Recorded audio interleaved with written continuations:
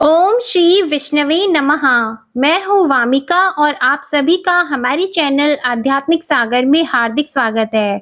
आज भादो मास के कृष्ण पक्ष की एकादशी यानी अजा एकादशी की आप सभी को ढेर सारी शुभकामनाएं। इस विशेष दिन पर भगवान विष्णु की उपासना करने से और उपवास का पालन करने से साधक को सुख एवं समृद्धि का आशीर्वाद प्राप्त होता है और साथ ही यह व्रत रखने से सभी पापों से मुक्ति प्राप्त हो जाती है और मनुष्य की सभी मनोकामनाएं पूर्ण होती हैं। भादो मास के कृष्ण पक्ष की अजा एकादशी का व्रत 10 सितंबर 2023 दिन रविवार को रखा जाएगा। अजा एकादशी के व्रत को रखने से और इसकी कथा पढ़ने अथवा सुनने से मनुष्य को अश्वमेध यज्ञ के बराबर फल प्राप्त होता है। तो आइए आज आप सुनिए अजा एकादशी की व्रत कथा एवं आरती।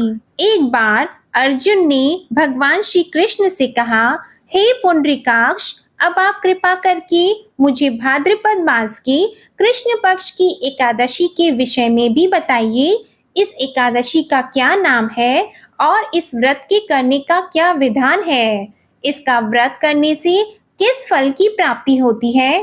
तब भगवान श्री कृष्ण जी ने कहा, हे कुंती पुत्र अर्जुन, भाद्रपद मास के कृष्ण पक्ष की एकादशी को अजा एकादशी कहते हैं। इसका व्रत करने से सभी पाप नष्ट होते हैं।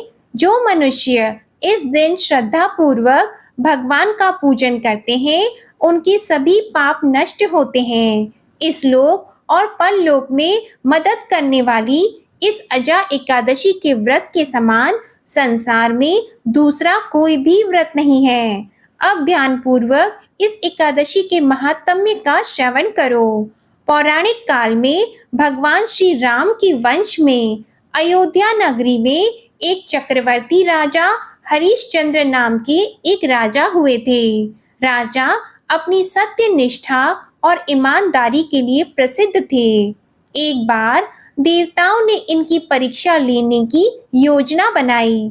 राजा ने स्वप्न में देखा कि ऋषि विश्वामित्र को उन्होंने अपना राजपाट दान कर दिया है।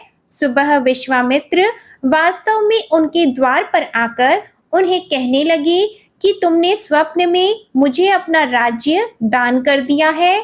तब राजा ने सत्यनिष्ठ व्रत का पालन करते हुए संपूर्ण राज्य विश्वामित्र को सौंप दिया।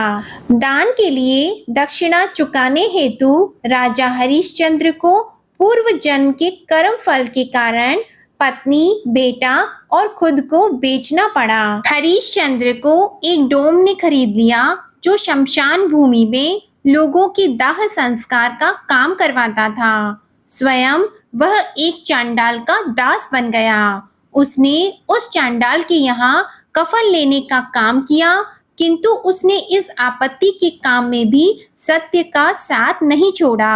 अब इसी प्रकार उसे कई वर्ष बीत गए तो उसे अपने इस नीच कर्म पर बड़ा दुख हुआ और वह इससे मुक्त होने का उपाय खोजने लगा।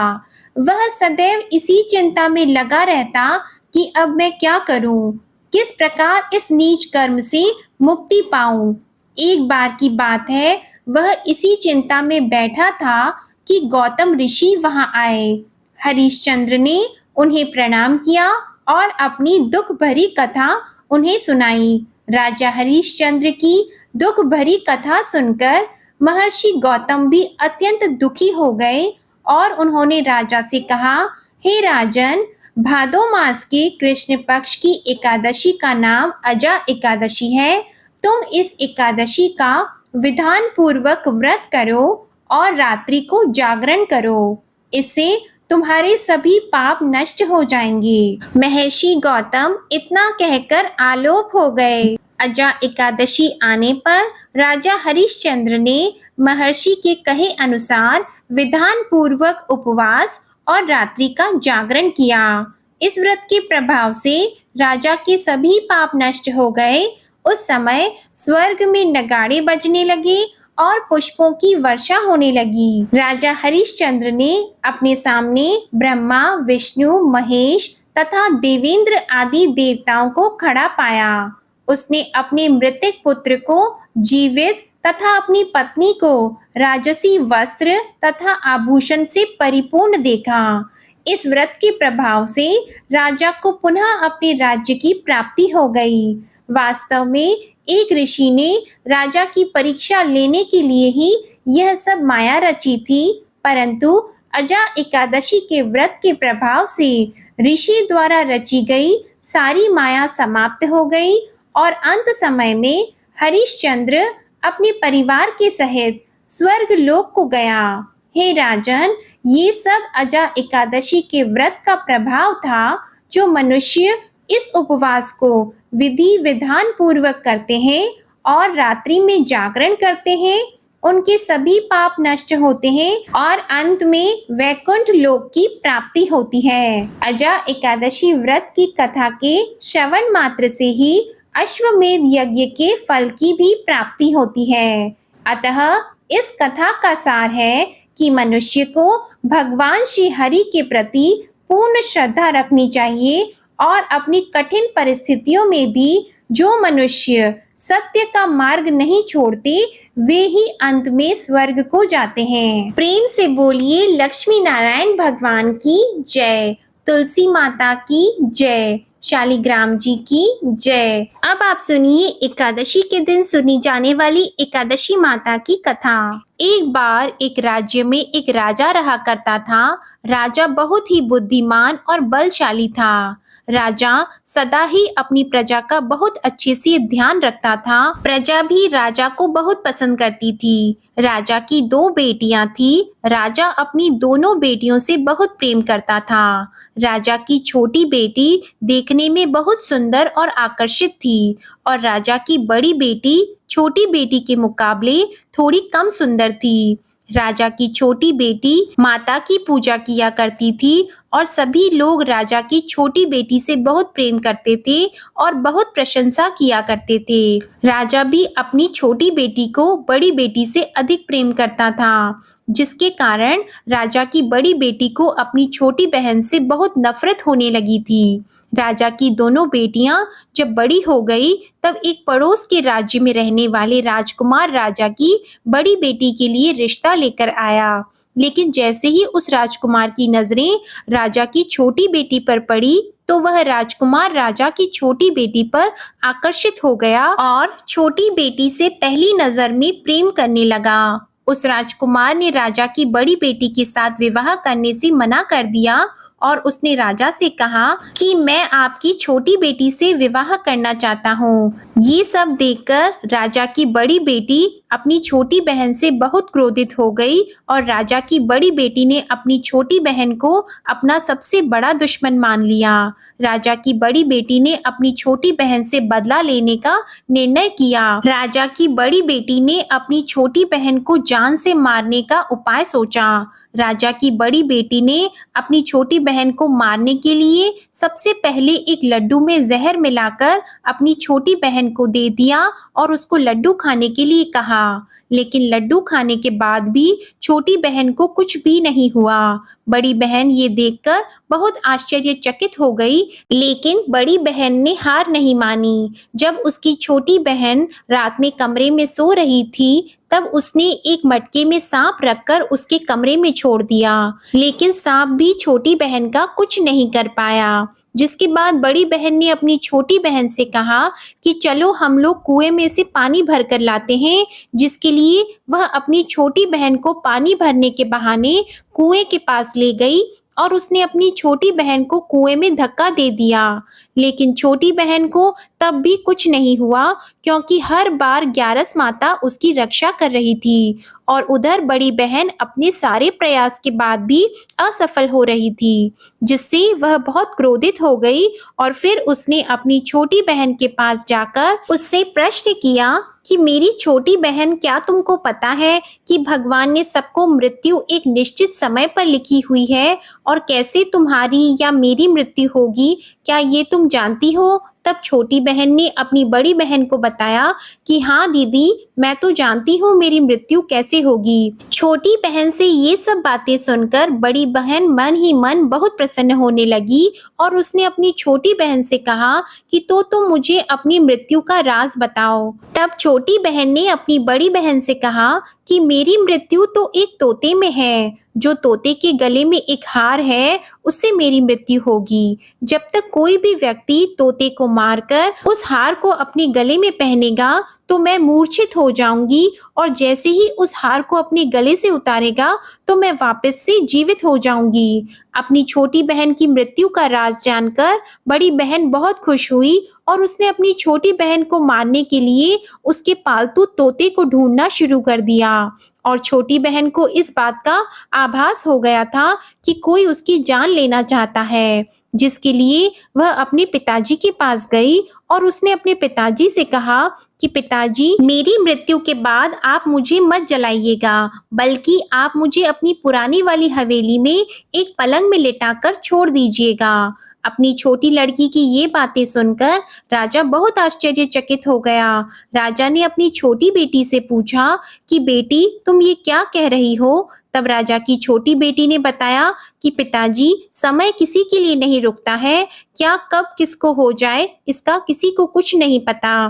फिर राजा ने अपनी छोटी बेटी से कहा कि तुम ऐसी बातें क्यों करती हो? 2-3 दिन के बाद तो तुम्हारा विवाह है। लेकिन छोटी बेटी ने अपने पिताजी को ऐसा करने पर मजबूर कर दिया और उनसे वचन ले लिया। राजा ने भी अपनी छोटी बेटी की बात स्वीकार कर ली और 2-3 दिनों के बाद जब शादी का समय आया तब राजकुमार बारात लेकर राजा के घर आया और राजकुमार और राजा की छोटी बेटी का विवाह शुरू हो गया। जैसे ही राजा की छोटी बेटी राजकुमार के साथ फेरे लेना शुरू हुई तो उसकी बड़ी बहन अपनी छोटी बहन के कमरे में जाकर उसके तोते को पकड़ लेती है और उसको जान से मार देती है।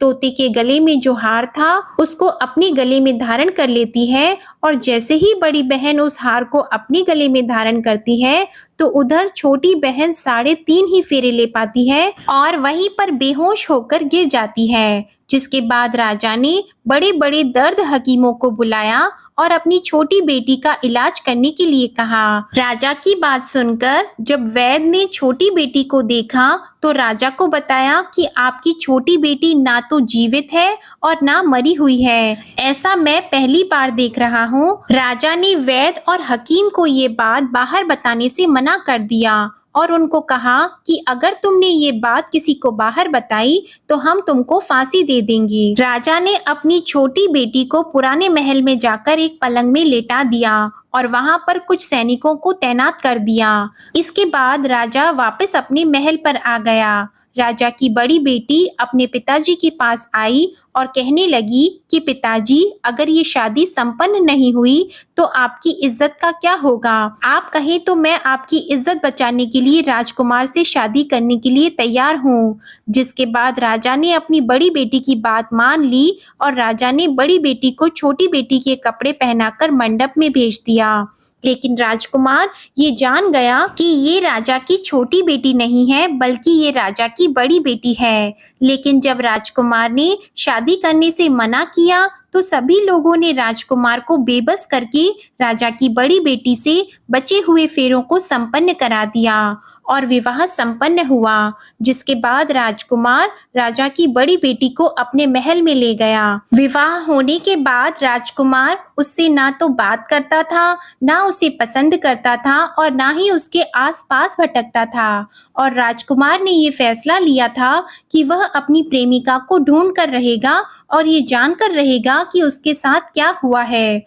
एक दिन राजकुमार अपने घोड़े पर सवार होकर राजा के पुराने महल के पास पहुंचा, जहां पर उसने कुछ सैनिकों को देखा। महल के पास पहुंचकर राजकुमार ने जब महल को ध्यान से देखा तो वह समझ गया कि ये तो हमारे ससुर जी का महल है।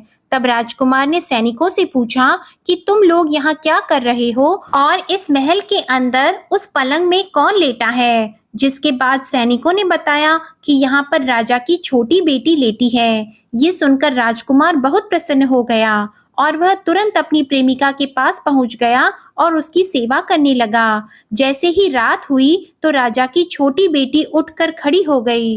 राजकुमार ये देखकर बहुत खुश हो गया और उसने अपनी प्रेमिका से पूछा कि तुम यहाँ क्या कर रही हो? तुम मेरे साथ मेरे घर चलो। राजा की छोटी बेटी ने राजकुमार को सारी बातें बता दी कि मेरी जान एक तोते में बसती थी और मैंने ये बात सिर्फ अपनी बड़ी बहन को बताई थी और मुझे पता है कि उसने ही मुझे मारने का प्रयास किया है। उसके पास एक हार है जिसको वह सुबह पहन लेती है और रात को उतार देती है। जब तक वो हार को पहन कर रखती है तब तक मैं मूर्छित रहती हूँ और जैसे ही वो हार को उतार देती है तो मैं जीवित हो जाती हूँ और जब तक मेरी बड़ी बहन के पास वो हार रहेगा तब तक मैं ऐसे ही जीवित और मूर्छित होती रहूंगी। अगर मेरी बड़ी बहन के पास जो हार है वो मेरे हाथ लग जाए तो मैं हमेशा के लिए जीवित हो जाऊंगी। राजकुमार ये सब बातें सुनकर राजा की छोटी बेटी के पास रहने का निर्णय ले लेता है और उसने अपने बचे हुए सारे फेरे उस पलंग में लेटी हुई राजकुमार की छोटी बेटी के साथ ले लिए और अपना विवाह पूर्ण कर लिया और वहीं पर वो रहने लगा। देखते ही देखते कुछ समय में राजा की छोटी बेटी और राजकुमार की पत्नी गर्भवती हो गई। एक दिन राजकुमार को किसी काम से बाहर जाना पड़ा। तब छोटी बहन के पेट में बहुत तेज से दर्द होने लगा, जिसके बाद उसने माता का आह्वान किया। जिसके बाद वहां माता प्रकट हुई और उन्होंने अपने भक्तों के दर्द को दूर किया और एक पुत्र की प्राप्ति करवाई। और वहीं पर अचानक से राजकुमार भी आ गया।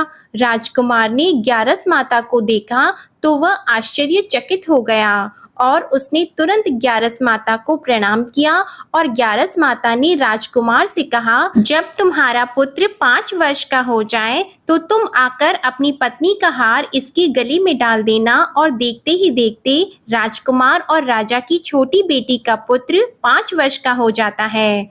तो राजकुमार अपने बेटे से कहता है कि बेटा, मैं कुछ काम से बाहर जा रहा हूँ, तुम अपनी माता का ध्यान रखना, और वहां से चला जाता है। राजा को बाहर निकलता देखकर बड़ी बहन के सैनिक देख लेते हैं और बड़ी बहन को जाकर सारी बातें बता देते हैं। जिसके बाद बड़ी बहन अपनी छोटी बहन के पुत्र को वहां से उठवा लेती है और उसको मरवा देती है। छोटी बेटी के पुत्र के 2 टुकड़े करवा देती है।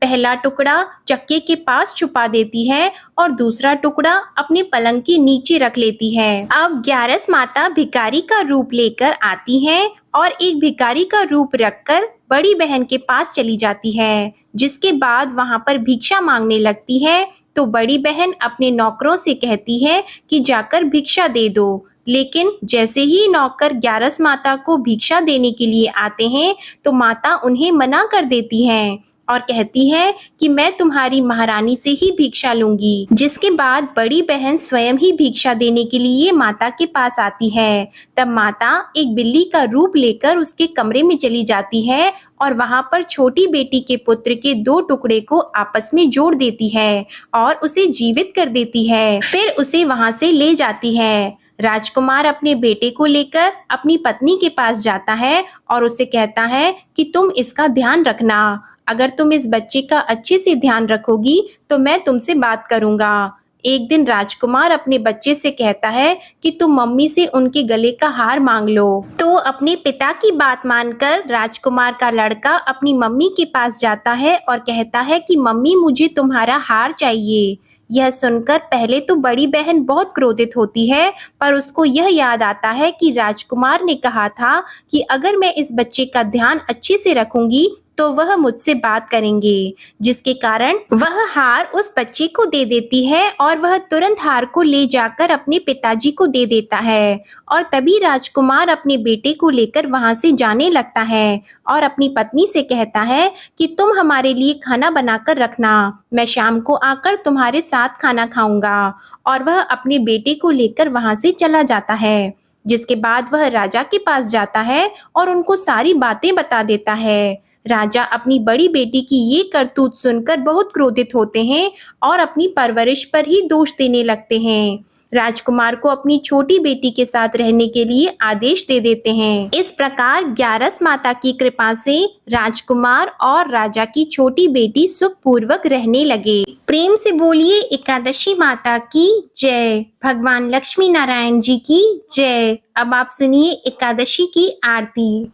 ओम जय एकादशी माता मैया, जय एकादशी माता।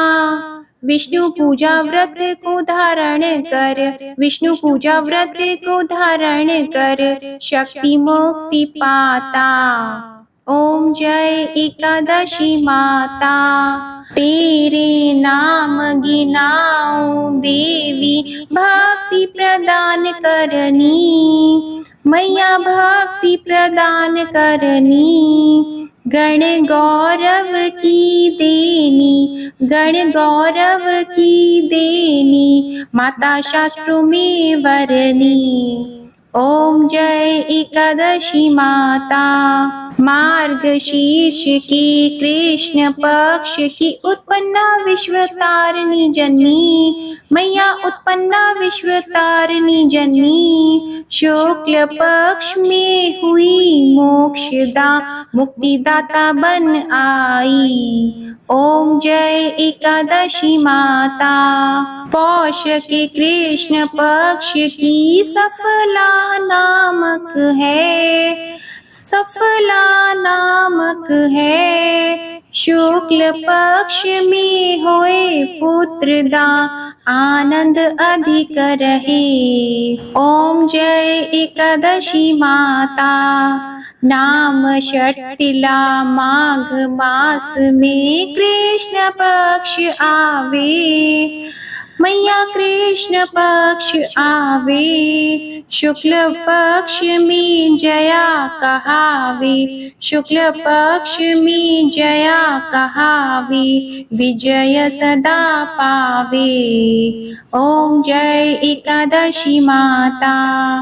विजया फागुन कृष्ण पक्ष में शुक्ला आमल की मैया, शुक्ला आमल की। पाप मोचनी कृष्ण पक्ष में चैत्र महाबली की। ओम जय एकादशी माता। चैत्र शुक्ल में नाम कामदा, धन देने वाली मैया, धन देने वाली। नाम वरूथिनी कृष्ण पक्ष में, नाम वरूथिनी कृष्ण पक्ष में, वैशाख माह वाली। ओम जय एकादशी माता। शुक्ल पक्ष में होई मोहिनी, अपराज्येष्ठ कृष्ण पक्षी। नाम निर्जला सब सुख करनी, नाम निर्जला सब सुख करनी। शुक्ल पक्ष रखी। ओम जय एकादशी माता। योगिनी नाम आषाढ़ में जानो, कृष्ण पक्ष करनी। देव शयनी नाम कहायो, शुक्ल पक्ष धरनी। ओम जय एकादशी माता। कामिका श्रावण मास में आवे, कृष्ण पक्ष कहिए। श्रावण शुक्ला होए पवित्रा, आनंद से रहिए। ओम जय एकादशी माता। अजा भाद्रपद कृष्ण पक्ष की परिवर्तिनी शुक्ला।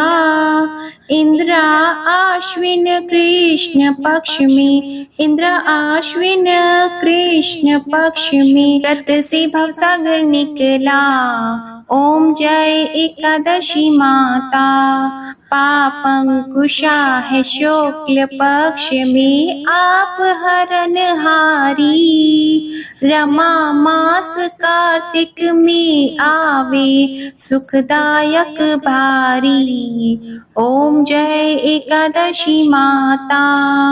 देवोत्थानी शुक्ल पक्ष की दुख नाशक मैया, मैया दुख नाशक मैया। पावन मास में करूं विनती, पावन मास में करूं विनती, पार करो नैया। ओम जय एकादशी माता। परमा कृष्ण पक्ष में होती जन मंगल करनी, मैया जन मंगल करनी। शुक्ल मास में होए पद्मिनी, शुक्ल मास में होए पद्मिनी, दुख दारिद्र हरनी। ओम जय एकादशी माता। जो कोई आरती एकादशी की भक्ति सहित गावे, मैया भक्ति सहित गावे, जन गुरुदिता स्वर्ग का वासा, जन गुरुदिता स्वर्ग का वासा, निश्चय वह पावे। ओम जय एकादशी माता, ओम जय एकादशी माता, ओम जय एकादशी माता। बोलो एकादशी माता की जय। भगवान लक्ष्मी नारायण जी की जय। आपको आज की कथा अच्छी लगी हो तो वीडियो को लाइक करें, शेयर करें और कमेंट में भगवान विष्णु जी की और लक्ष्मी जी की जय जरूर लिखें और हमारे चैनल को सब्सक्राइब करके बेल आइकन भी प्रेस करें। धन्यवाद।